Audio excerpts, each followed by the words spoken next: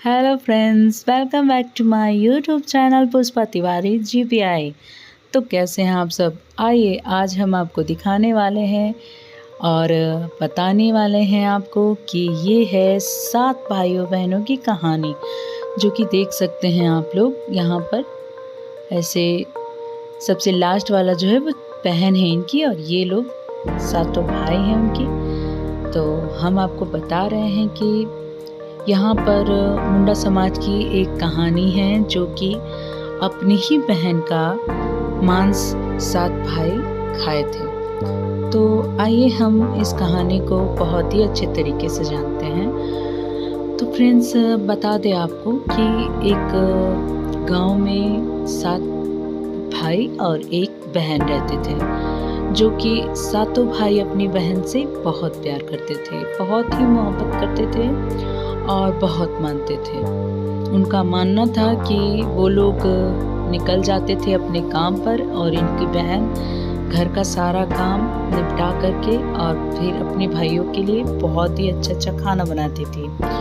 तो सब दिन की तरह एक दिन फिर उनके भाई लोग निकल गए और देखे कि अब काम पर जाना है, और उनकी बहन ने सोचा कि अब भैया लोग आएंगे तो फिर खाना बनाना होगा, देना होगा।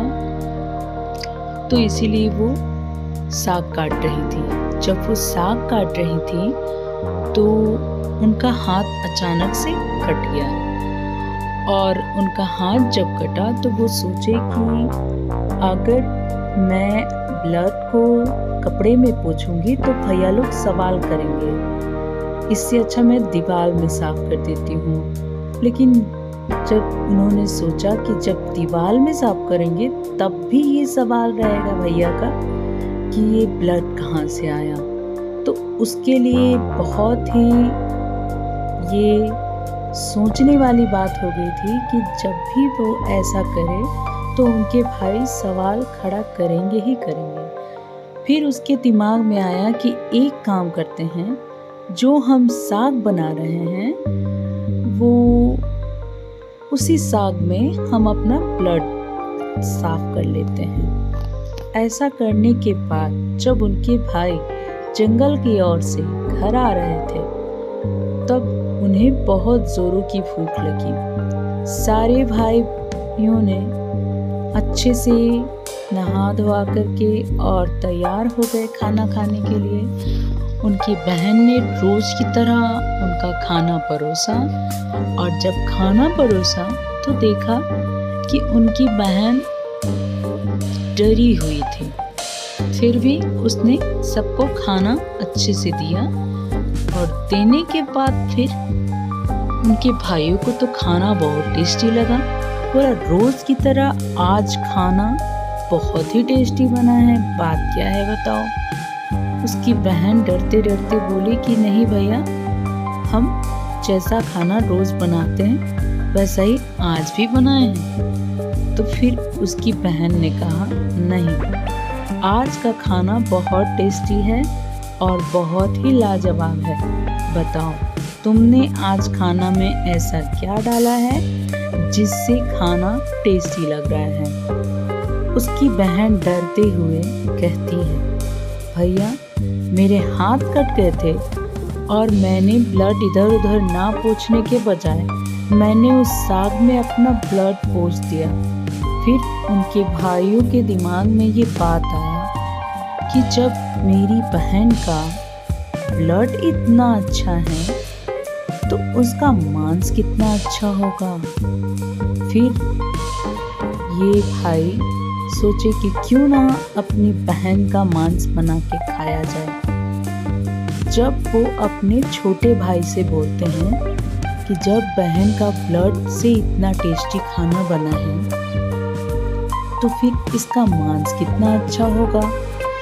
तो यही फैसला लेते हैं 7 भाई कि क्यों ना हम 7 भाई नहीं, एक भाई उसमें से जो था वो अपनी बहन से बहुत प्यार करता था, और वो इन भाइयों का साथ नहीं देना चाहता था जिसमें वो अपनी ही बहन का मांस काट के बना करके खाए।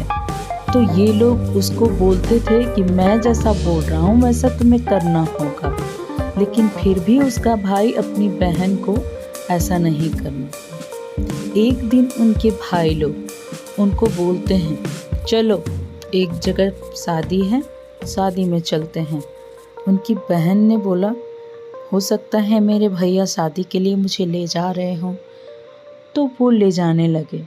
तो जब वो ले जाने लगे तो वो चली गई, और बाद में पता चला कि उनके भाइयों ने मिल कर के अपनी बहन का, यहाँ पर 2 डोंगरी है, ठीक है, 2 यहाँ पर पहाड़ है, एक आपका इस पांच के पीछे है और एक आगे है, और उस दोनों टंगड़ी में इनके दोनों भाई थे, और एक एक करके अपनी बहन पर निशाना लगा रहे थे कि कैसे बहन का प्राण लिया जाए, ताकि हमें उसका मांस पका करके खाया जाए।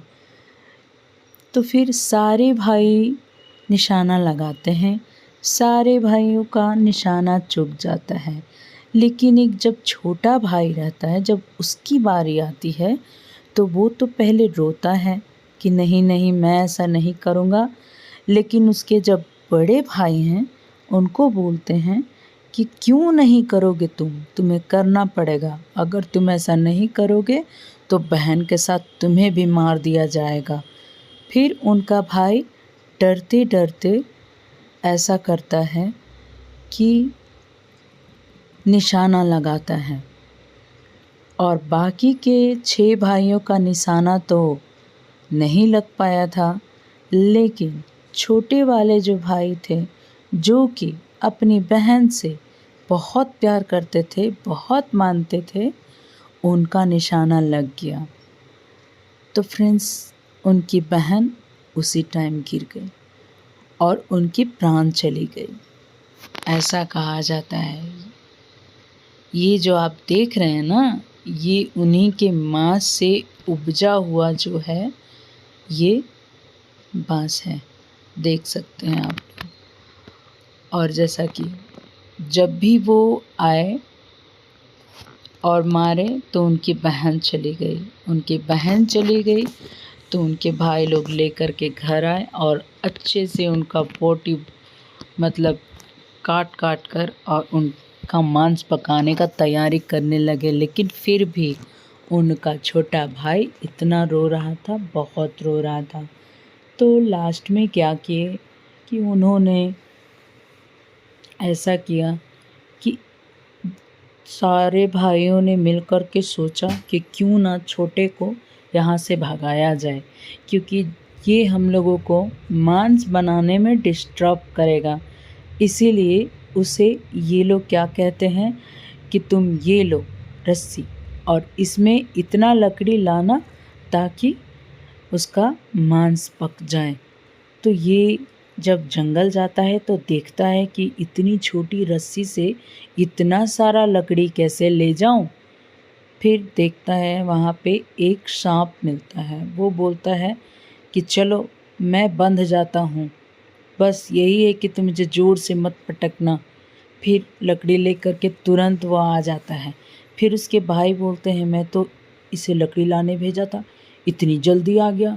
एक काम करता हूँ, इसे पूरा छेद वाला मटका देता हूँ ताकि ये कर पानी लेकर के आएगा, तब तक हम लोग इधर मांस पका देंगे। तो वो क्या करता है कि छेद वाला मटका दे देता है। फिर उसका भाई जब जाता है तो बहुत रोता है। तो उसे मेढक कहता है कि तुम टेंशन मत लो, मैं इस मटके में समा जाऊंगा और तुम्हारा पानी चला जाएगा, बस मैं वहाँ जा कर के और फिर आ जाऊंगा। फिर उसके बाद जब पानी लेकर के जाते हैं तो ये लोग ज़रूर से चौंक जाते हैं कि इतनी जल्दी भाई पानी लेकर कैसे आ गया। फिर उसके बाद जब जाते हैं फिर ये लोग बोलता है कि फिर ये डिस्टर्ब कर रहा। तो जैसे तैसे करके ये लोग अपनी बहन का मांस पका दिए और अब बारी आई खाने की। जब खाने की बारी आती है तो फिर उसके बाद ये बोलते हैं कि मुझे नहीं खाना। फिर क्या करता है इनका भाई कि खाने के बगल में एक मटका रख लेता है और वो नहीं खाता है। एक एक मांस की जो होती हैं वो सारी हड्डियों को उस मटके में रखता है और जब सारे भाई खा कर के उठ जाते हैं तो वो मटका लेकर के और बगल में फेंक देता है उनकी हड्डियों को, जो कि हम आपको दिखाए थे कि ये जो बाँस उपजा हुआ है वो ये कोई ऐसी वैसी बाँस नहीं है, उनकी बहन के मांस से उपजा हुआ बाँस है। और ये मुंडा समाज की बहुत पुरानी कथा है, जो कि आप लोग खुद से भी जा कर के वहाँ देख सकते हैं। वहाँ पर गांव के लोगों से पूछ सकते हैं, वो लोग आपको ज़रूर बताएंगे कि ये मुंडा समाज की जो घटना थी वो 7 भाई बहनों की थी और जिनमें से उनकी बहन सबसे छोटी थी और सबसे छोटे वाले जो भाई थे वो बहुत उन्हें मानते थे। तो फ्रेंड्स, आपको कैसा लगा मेरा कहानी? ज़रूर इस कहानी को आप लोग सुने होंगे, लेकिन एक बार मेरी ज़ुबानी भी सुनकर और बताइएगा, कमेंट कीजिएगा कि ये बहुत ही दुख भरी कहानी है।